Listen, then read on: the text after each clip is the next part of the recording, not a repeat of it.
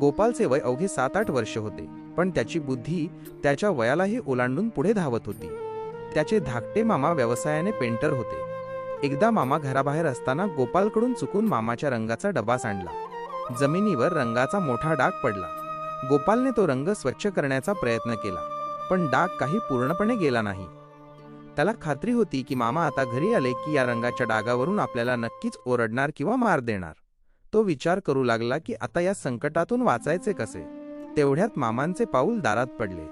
मामा घरात शिरण्यापूर्वीच गोपालने आपल्या बुद्धीची चाल खेळली. कल्पकतेचा आधार, डायव्हर्शन. मामा घरात येताच त्यांना रंगाच्या डागाकडे बघण्याची संधीच न देता गोपाल तातडीने म्हणाला, स्टार मामा, मघाशी 2 माणसं तुम्हाला शोधत आली होती. त्यांना काहीतरी मोठं काम द्यायचं होतं. एकाने धोतर घातलं होतं, डोक्यावर टोपी होती आणि त्यांच्या मिशा खूप मोठ्या होत्या. गोपालने उभी केलेली ही काल्पनिक माणसं इतकी हुबेहूब होती की मामांचे लक्ष पूर्णपणे विचलित झाले. मामा विचार करू लागले की हे लोक नक्की कोण असतील, त्यांना काय काम असेल.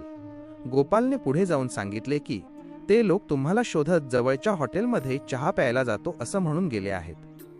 मामा त्या माणसांना भेटण्याच्या घाईत घराबाहेर पडले आणि रंगाच्या डागाचा विषय तिथेच थांबला. 2. प्रसंगावधान आणि सुरक्षित नियोजन. काही वेळानंतर मामा घरी परतले. तोपर्यंत बाहेरचे वातावरण शांत झाले होते, पण गोपालला माहीत होते की आज नाही तर उद्या हा रंगाचा डाग मामांच्या नजरेत येणारच. मग त्याने एक युक्ती केली. जेव्हा त्याचा मित्र खेळायला आला तेव्हा गोपालने मुद्दाम रंगाच्या डब्याचे टोपण सेल लूज करून ठेवले आणि तो डबा मित्राच्या हातात दिला. अपेक्षेप्रमाणे डबा उघडताना पुन्हा थोडा रंग खाली सांडला. त्याच वेळी गोपालने मामांना हाक मारली आणि सांगितले की मित्राकडून रंगाचा डबा सांडला आहे. जरी गोपालच्या मनात आपण खोटं बोलतोय याची जाणीव होती, तरीही त्या क्षणी येणारा मोठा मार त्याने आपल्या विलक्षण बुद्धीने टाळला होता. तात्पर्य: या प्रसंगातून गोपालच्या बुद्धीचे 2 पैलू दिसतात. मानसशास्त्रीय आकलन, समोरच्या व्यक्तीचे लक्ष कसे विचलित करायचे. सायकोलॉजिकल डायव्हर्शन, हे त्याला त्या लहान वयातही उमजले होते. दूरदृष्टी, संकट केवळ टाळायचे नाही तर त्याचे निराकरण अशा पद्धतीने करायचे की संशयाची सुई आपल्याकडे येणार नाही. शाळेतील इंजेक्शनचा प्रसंग, गोपालची कुशाग्र बुद्धी. 5वीच्या वर्गात असतानाची ही घटना आहे. शाळेत 1-2 महिने झाले असतील, तोच अचानक शाळेच्या मैदानावर इंजेक्शनची गाडी येऊन थांबली. त्या काळी मुलांना पूर्वसूचना न देता लसीकरण केले जाई, जेणेकरून मुले भीतीने दांडी मारणार नाहीत. तटबंदी आणि मुलांची अवस्था. गाडी येताच शाळेचे गेट बंद करण्यात आले, जेणेकरून कोणीही मुलगा पळून जाऊ शकणार नाही. अचानक ओढवलेल्या या संकटामुळे वर्गात एकच गोंधळ उडाला. मुले घाबरली होती, काही रडू लागली होती. वर्गातून बाहेर पडण्याचे सर्व मार्ग बंद झाले होते. 2. सुटकेचा पहिला प्रयत्न. गोपालचे लक्ष परिस्थितीकडे होते. त्याने बाहेर पडण्यासाठी गुरुजींकडे लघवीला जाण्याचे निमित्त सांगून हात वर केला, परंतु गुरुजींनी त्याचे चातुर्य ओळखून स्पष्ट शब्दांत सांगितले की आधी इंजेक्शन टोचून घे, मगच बाहेर जा. पळण्याचा हा मार्ग तिथेच बंद झाला. 3. निरीक्षणातून मार्ग शोधणे. आता गोपालचा नंबर 15वा होता. एक मुलाला ओढून इंजेक्शनसाठी नेले जात होते. वर्गात ओरडण्याचे आवाज येत होते. अशा वातावरणातही गोपाल घाबरून न जाता शांतपणे निरीक्षण करत होता.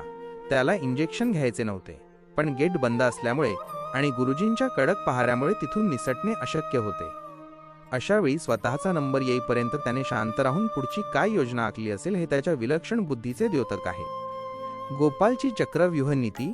जेव्हा डॉक्टरही चक्रावले. शाळेत इंजेक्शनचा कार्यक्रम जोरात सुरू होता. गोपालच्या पुढे आता फक्त 6-7 मुले उरली होती. डॉक्टर प्रत्येक मुलाला इंजेक्शन देण्यापूर्वी एकच प्रश्न विचारत होते, आधी इंजेक्शन कधी घेतलं होतं. गोपालचे सूक्ष्म निरीक्षण. गोपालने पाहिले की एका मुलाने सांगितले 8 महिन्यांपूर्वी घेतलं, तरी त्याला इंजेक्शन दिलं गेलं. दुसऱ्याने सांगितले गेल्या महिन्यात घेतलं, तरी त्याला पकडून इंजेक्शन टोचण्यात आलं. गोपालच्या लक्षात आलं की केवळ वेळ सांगून इथून सुटका होणार नाही. डॉक्टर कोणत्याही उत्तरावर इंजेक्शन देणारच आहेत. मग त्याने बुद्धीची नवी चाल रचली. 2. दहशतीचा तो क्षण. शेवटी गोपालचा नंबर आला. गुरुजींनी त्याचा हात घट्ट धरला, शर्टची बाही वर केली आणि कापसाचा बोळा त्याच्या हातावर फिरवला. थंड कापूस लागताच अनेकांचे पाय लटपटायचे, पण गोपालचे लक्ष डॉक्टरांच्या डोळ्यांकडे होते. डॉक्टरांनी तोच ठरलेला प्रश्न विचारला, बाळा, आधी इंजेक्शन कधी घेतलं होतं. 3. चक्कर आणि 2 दिवसांचा ताप. गोपाल अतिशय गंभीर चेहरा करून म्हणाला, डॉक्टर साहेब, मला नक्की तारीख माहीत नाही, पण मागच्या वेळी मी दवाखान्यात गेलो होतो. इंजेक्शन घेताच मला चक्कर आली आणि मी तिथेच शुद्ध हरपून पडलो. त्यानंतर पुढचं मला काहीच आठवत नाही. 2 दिवस मी तापाने फणफणून आजारी होतो. गोपालचे हे उत्तर ऐकताच डॉक्टर क्षणभर थांबले. त्यांच्या मनात भीती बसली की या मुलाला कदाचित एखाद्या औषधाची रिॲक्शन येत असावी किंवा काही इन्फेक्शन होत असावे. जर आता याला इंजेक्शन दिलं आणि पुन्हा काही विपरीत घडलं तर मोठी अडचण होईल, असा विचार करून डॉक्टरांनी त्याला इंजेक्शन न देण्याचा निर्णय घेतला.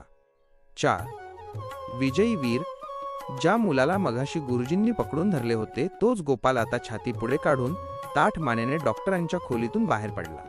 बाहेर येताना त्याने चेहऱ्यावर असा भाव आणला की जणू त्याने खूप मोठे युद्ध जिंकले आहे. जाता जाता त्याने गुरुजींचे लक्ष विचलित करण्यासाठी सांगितले, गुरुजी, तो बघा तिकडे पळाला, तो तिथे लपला आहे. गुरुजी तिकडे बघू लागले आणि गोपाल मनातल्या मनात हसत स्वतःच्या बुद्धीचे कौतुक करत तिथून निसटला.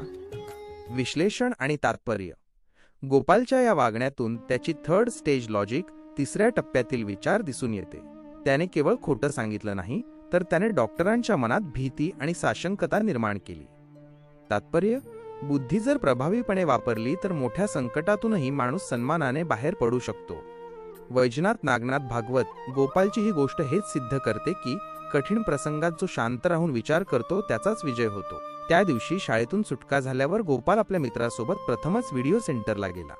त्या काळी व्हिडिओ सेंटरवर सिनेमा पाहणे ही मोठी गोष्ट होती. गोपालला त्या जागेबद्दल फारशी माहिती नव्हती, पण मित्राच्या आग्रहाखातर तो तिथे पोहोचला. तिकीट काढत असतानाच एका ओळखीच्या माणसाने विचारले, तू पेंटरचा भाचा ना रे? त्या एका प्रश्नाने गोपाल इतका हादरला की सिनेमा न पाहताच त्याने घराच्या दिशेने धूम ठोकली. अनावधानाने ओढवलेले संकट. दुसऱ्या दिवशी सकाळी त्या माणसाने मामांना ही गोष्ट सांगितली. मामांना या गोष्टीचा खूप राग आला. जेव्हा त्यांनी गोपालला पकडले आणि रागाच्या भरात एक जोरात झापड मारली, तेव्हा गोपालने स्वतःला वाचवण्यासाठी खाली वाकण्याचा प्रयत्न केला. पण दुर्दैवाने ती झापड त्याच्या डोळ्यावर आणि गालावर बसली. वार इतका जोरात होता की गोपालचे तोंड सुजले, गालावर 4 बोटे उमटली आणि डोळ्यातील रक्तवाहिनी फुटल्यामुळे डोळा रक्तासारखा लाल झाला. 2. मामांची बाजू आणि आजीची मध्यस्थी. गोपालची ती अवस्था पाहून आजी धावून आली. तिने मामांना विचारले, एवढ्याशा मुलाला असं जगावेगळं काय केलं म्हणून मारलंस? तेव्हा मामांनी आपले मन मोकळे केले. ते म्हणाले, स्टार, मी त्याला पिक्चर बघितला म्हणून मारलं नाही, तर तो ज्या जागेवर गेला होता ती जागा गुंडांची आहे. तिथे कधीही पोलीस येऊ शकतात. उद्या जर याला तिथे काही झालं असतं तर मी त्याच्या आईबापाला काय उत्तर दिलं असतं? त्याला वाईट वळण लागू नये याच काळजीतून माझ्याकडून हा हात उचलला गेला. 3. आईची अचानक एंट्री आणि मामांची धाकधूक. 1988चा तो काळ होता. मोबाईल किंवा फोनची सोय नव्हती, केवळ पत्राद्वारे संवाद व्हायचा. त्याच वेळी गोपालची आई अचानक गावाहून न सांगता घरी पोहोचली. दारात आईला बघताच मामांचे अवसान गळाले. त्यांना वाटले की आता आपण भाच्याला इतक्या वाईट रीतीने मारले आहे, त्याचे डोळे लाल झाले आहेत. हे बघून आईला काय वाटेल? मायेचा हा पदर आणि जबाबदारीचा तो मार, अशा कात्रीत मामा अडकले होते. गोपाल मात्र शांत उभा राहून हे सगळं ऐकत होता. त्याला त्या मारण्यामागचं कारण आणि मामांची काळजी आता समजू लागली होती. तात्पर्य. कधी कधी मोठ्यांचा राग हा आपल्या हितासाठीच असतो, पण त्या रागाची किंमत कधी कधी शरीराला भोगावी लागते. वैजनाथ नागनाथ भागवत. गोपालच्या आयुष्यातील ही घटना त्याला शिस्त आणि सुरक्षिततेचे महत्त्व शिकवून गेली. गोपालच्या मनाचे मोठेपण. कौटुंबिक युद्धातील एक मूक विजय. मामांच्या त्या एका जोरदार झापडीमुळे गोपालचा डोळा रक्तासारखा लाल झाला होता आणि गालावर 4 बोटे उमटली होती. तो आजीच्या पाठीमागे लपून स्वतःचा बचाव करत होता. तेवढ्यात समोरून त्याच्या आईची एंट्री झाली. जुन्या जखमा आणि भीती. आईला पाहताच गोपालने आजीच्या पाठीमागून हळूच डोकावून पाहिले, पण त्याच्या मनात आनंदापेक्षा भीती जास्त होती. त्याला तो जुना प्रसंग आठवला, जेव्हा आई त्याला टांग्याच्या मागे पळत असताना सोडून निघून गेली होती. तो प्रसंग त्याच्या मनावर कोरला गेला होता, त्यामुळे तो आईजवळ जायला धजावत नव्हता. 2. मायेचा प्रश्न आणि मामांची धास्ती. आईने जेव्हा गोपालचा तो सुजलेला गाल आणि लाल झालेला डोळा पाहिला, तेव्हा तिची मायेची नजर क्रोधात बदलली. तिने ओरडून विचारले, स्टार, कोणी मारलं माझ्या लेकाला? काय झालं याला? मामांचा तर थरकाप उडाला होता.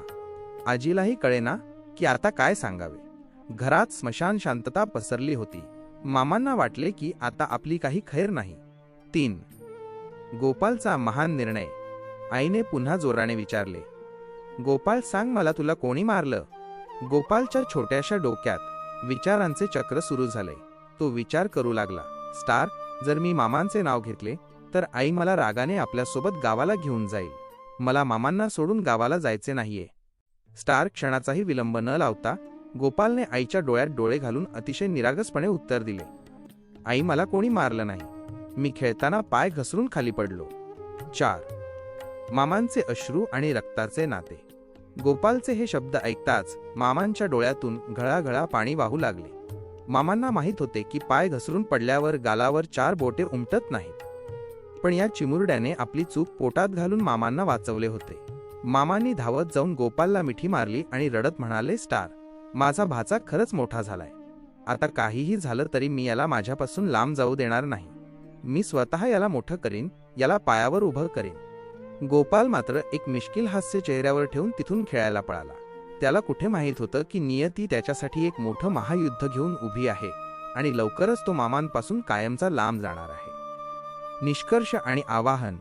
गोपालच्या आयुष्यातील ही सत्यकथा आपल्याला शिकवते की नाती टिकवण्यासाठी कधी कधी स्वतःचं दुःख गिळून दुसऱ्याला माफ करावं लागतं. पण गोपालचं हे सुख अल्पजीवी होतं. पुढे त्याच्या आयुष्यात असं काय संकट आलं ज्याने त्याचं पूर्ण जीवन बदलून टाकलं? गोपालच्या जीवनाचं महायुद्ध नेमकं काय होतं हे जाणून घेण्यासाठी मंद्रुपचे माऊली चॅनलला नक्की सबस्क्राईब करा, लाईक करा आणि शेअर करा. भेटूया पुढील 4थ्या भागात एका मोठ्या सस्पेन्ससह.